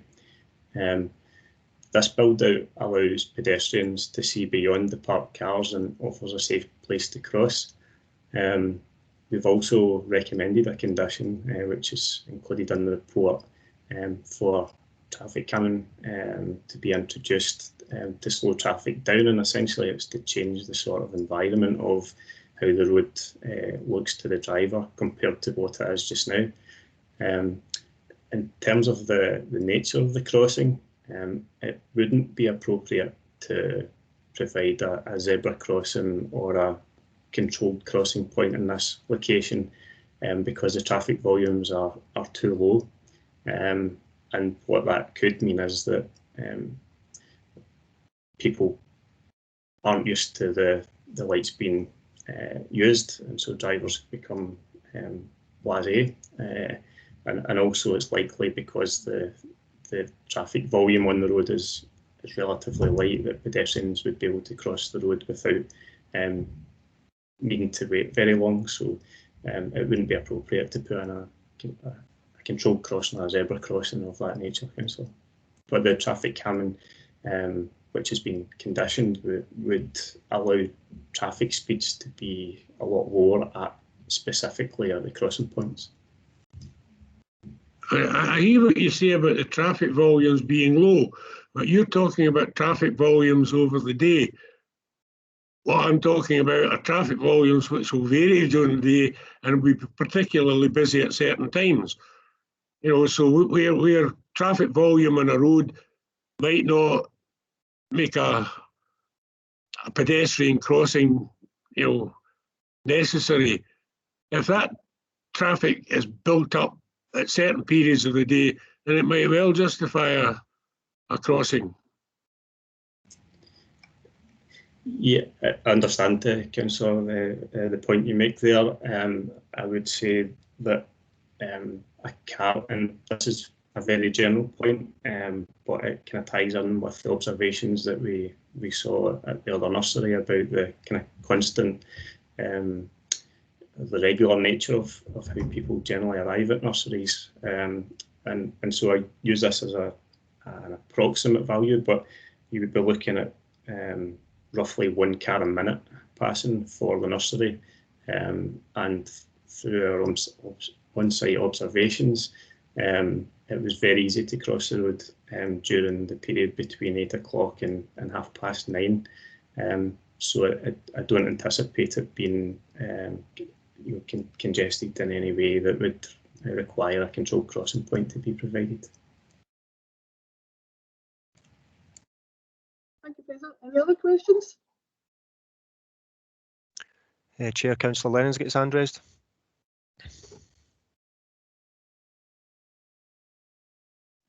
No, no, that's fine. Never mind.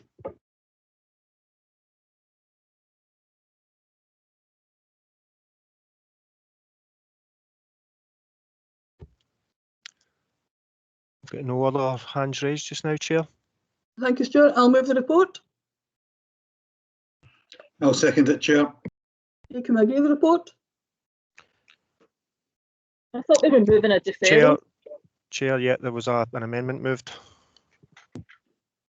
Oh, I thought that was just before we decided we were going to have the questions. Okay.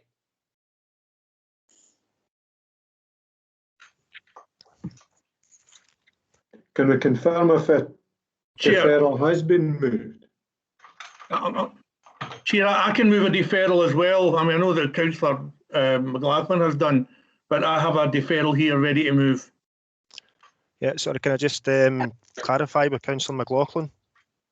You'd moved a deferral until a traffic impact assessment was carried out, is that correct? But I believe what I suggested was that we would continue this hearing until we get more information from the traffic and the roads officers. And I think quite a lot of what has just been said has given the information we were needing. Traffic volumes are too low, 1 vehicle per minute. It doesn't seem to me like it's a busy road, but that's the kind of information that I've been looking for from the roads department, and I think we needed that in order to come to some sort of conclusion. But as it has been pointed out, the motion I made wasn't appropriate to be made at that time because we weren't in that position of, and Pauline has clarified that. So I think my motion falls, but Graham Scott's motion is probably more appropriate now that we're in a different part of the discussion, different part of the meeting. This is a decision-making part, and the previous part was a hearing part. So I'm happy to withdraw that. Okay, thank you. Councillor Scott? Thank you, Chair. As I say, I've got to be honest, this is the first hearing we've had for a long while, and I've got to be honest, it got horribly bogged down, and I don't think it's done, as someone who's always been supportive of hearings, I don't think it's done the cause of hearings any good, because it got the question and answer sessions, it basically turned into the debate that we probably should have been having now. So, but I think obviously in terms of the education department, I think they have proved their point that there is a need for a nursery in the Uddingston Boyle area beyond any doubt. The only problem, and I take the point my colleague Councillor McLaughlin states, is that the traffic, and also I'd like to raise the site selection process, I think left something to be desired. That's why I'm prepared to move a deferral on the grounds of a report to be brought back to committee. I would suggest something like 8 weeks to review the entire site selection process with reasons for and against the sites considered, chosen or rejected, and to include transport and roads issues. I do believe that's, given the sterility of the way things ended up today, that I'd like to think that would be a solution, and it get everyone back round and provide more information on the site selection process and the roads impact assessment, and more detail could come forward at a future date. So I'm prepared to move that. Hopefully there'll be a seconder for that. I'm happy to second Councillor Nayland. Thank you so much. Okay, Paul, who wants to come in? Sorry, Chair, can I just come in? I note that it's now 12 o'clock. As previously intimated by the Chair, I would ask that all persons present please observe a minute's silence to mark the National Day of Reflection on the first anniversary of the first UK COVID lockdown. Thank you.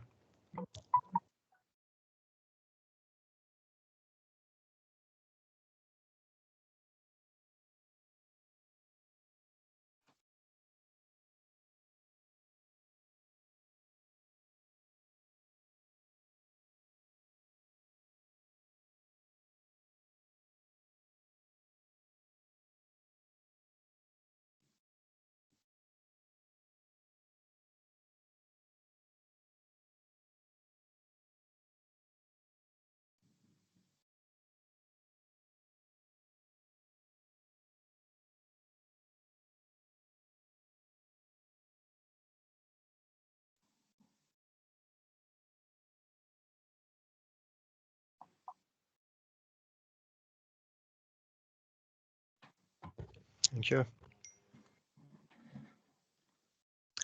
Thank you, Stuart. Councillor Alton? Yeah, I was actually going to come in and second Graham's suggestion. I'm a little bit concerned about this overall.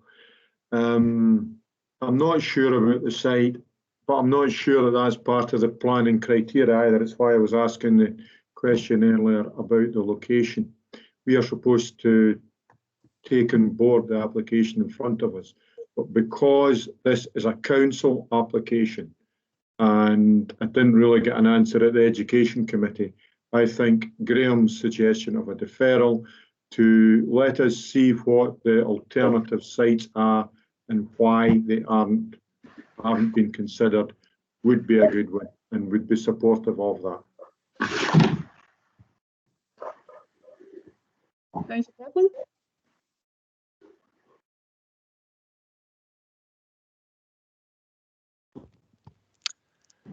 Chair, can I just, Geraldine McCann's wanting to come in, if that's appropriate just now. Geraldine? Thank you, Chair. Councillor Allison rightly said that the suitability of different sites is not an issue for the Planning Committee. That would be an issue for the Education Committee. It's the suitability of this site that Planning Committee have to consider. So it wouldn't be appropriate to defer to get information on alternative sites, but further information on this site if Planning Committee require it, TIA if Planning Committee require it, that's a different issue. Thank you, Chair. Supplementary, Chair. Sorry, just to clarify, Geraldine, where my position was, I accept what you're saying, but because the council is the applicant here, I think we perhaps need to go that extra mile. At the Education Committee, I asked the question and was told that it was up to planning. So therefore, I think we do need to have somewhere in this process a proper, not a proper. Give us members an understanding of the site selection process. Couldn't do it to Education, they suggested here. So that's why I think we do need a deferral to get that area sorted out. Thank you, Chair.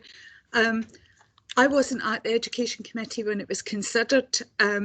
My view would be that it would have been appropriate for Education Committee members to ask for information on alternative sites before they approved this site. Planning Committee has a different role, so Planning Committee have to weigh up against the planning criteria whether this site is suitable, because it can't take account of alternative sites. Thank you, Geraldine. Councillor Devlin?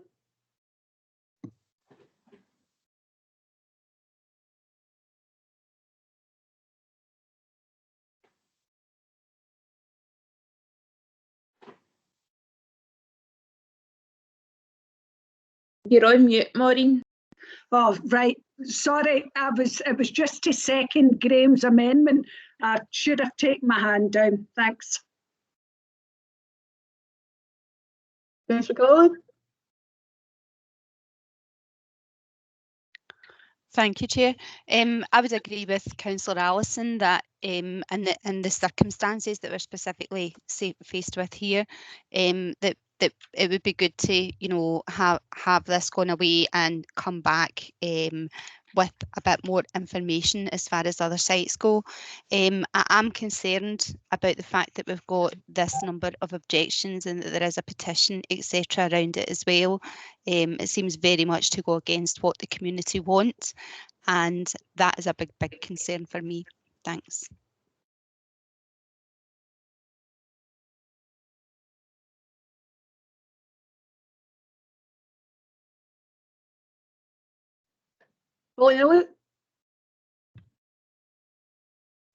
Thanks, Chair. Members, just before you get to the vote for deferral, and just a few things, because I think some of the salient planning issues have got a bit lost in the debate today. I do agree with Geraldine that debates about alternative site doesn't sit with the planning committee, and I know that it's clouded by the fact that the Education Authority, another part of the council, is the applicant, and maybe that debate should happen, but I don't think it's appropriate for the planning committee. And the planning committee is to decide whether this site is suitable for a nursery. And members, I have to tell you, in my view, the professional views of the planners, having weighed up all the issues, we think it is a suitable site. It's a brownfield, previously developed site in an urban area, close to houses, which is exactly the kind of site where you would build a nursery. I take it that, and take on board the fact that members are concerned about the number of objections, and there are a lot of objections to this, but I need to point out to members that multiple objections come from the same households, with 27, in fact, with several households commenting 2, 3, 4 and even 5 times. So if you take that into account, there's also comments that there are no letters of support. I think members are aware that it's very, very rare that we do get letters of support on behalf of planning applications. It tends to be the people that live locally who comment, and they tend to object. In fact, when we do get letters of support, I think we comment specifically because it is so unusual. I do take into account that the traffic assessment is to a certain extent hypothetical, because there isn't a nursery on that site at the moment. So it's based on hypotheses, but it's based on hypotheses of experience of schools and nurseries elsewhere in South Lanarkshire, traffic patterns, the movements of the staff, the movements of the parents dropping off the kids, how many will drive, how many will walk to the site. So it's based on robust evidence as well, Chairman. And I think, you know, bearing in mind, you will all, I'm sure nearly all members will get your ears bent about traffic congestion on schools and nurseries in your own wards. And I have to say, no matter how many parking spaces are created and drop-off points, that is no substitute for human behaviour. And I think, is there any such thing as an ideal site? No. But just to reiterate, Chairman, as far as we're concerned, it's a good and eminently suitable site for a nursery, and the 25 houses on one side of that street will be inconvenienced by it, but it's a nursery, Chairman, with small kids and their parents through the working day. Thanks very much. Thank you, Pauline. Chair, can I make a marginal amendment to conform with what Geraldine?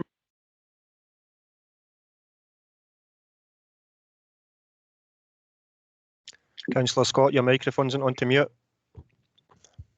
Sorry, somebody also put it onto mute. Sorry, I just want to make a point that to conform with what Geraldine has said, I'm prepared to marginally amend my deferral motion to make it, say, conform with what Geraldine has said in terms of making it street legal.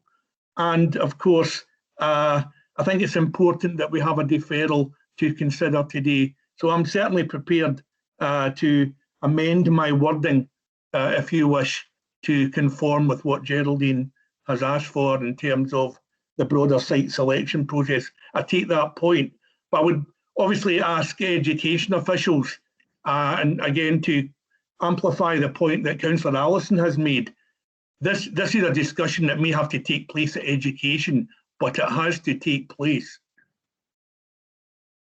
Thank you, Chair. Okay, thank you. Councillor Walker. Is that me you're talking to? I hope so. Yes.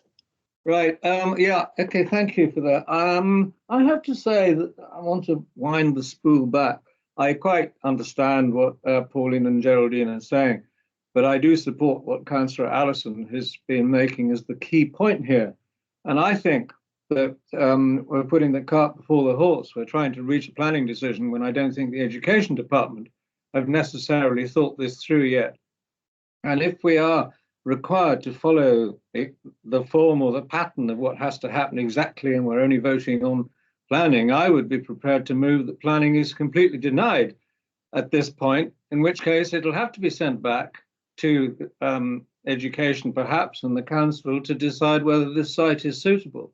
I think we have to look at the overall picture, and I support what Councillor Scott is saying, but equally with Alison's extra bit as well. So I'm frankly not happy that you do not go back and discuss this in greater detail, looking at alternative sites and trying to work out a better solution. It strikes me also that you're only dealing with half the problem. This is only going to be enough space for 115 odd children when I'm told there's more than 200 or 300 that are looking for spaces. So I'm genuinely unhappy that this has come forward at this stage. Thank you. Thank you. Councillor Donnelly?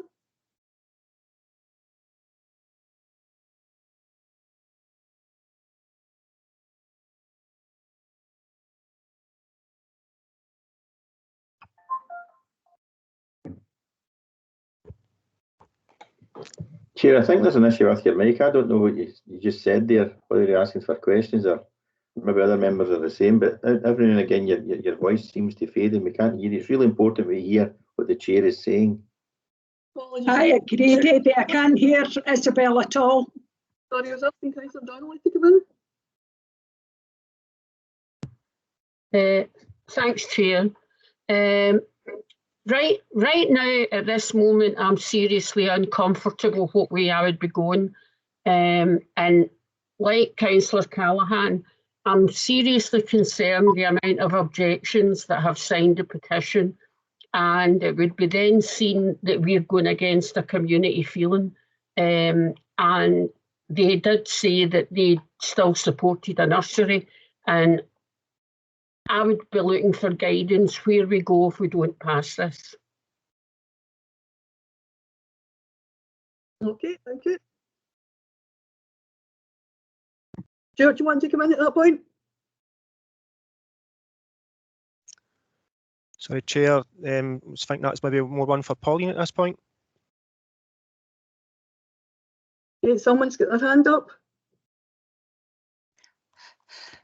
Thanks, Chair. Can I come in? I was about to put a message in the comments here. This is the difficulty about being online. You can't wave your hands and do things like that at people.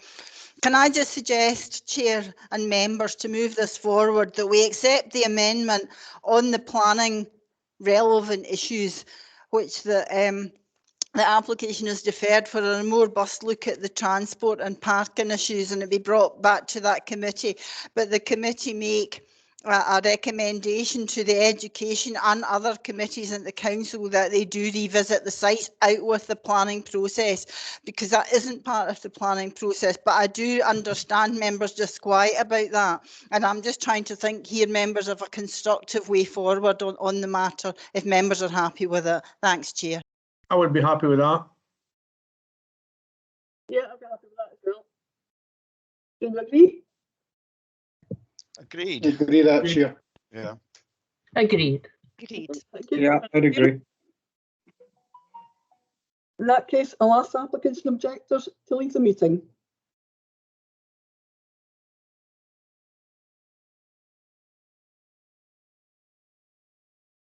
And I think we'll have a 15-minute comfort break if we come back for 12:30. Would that be okay with everyone?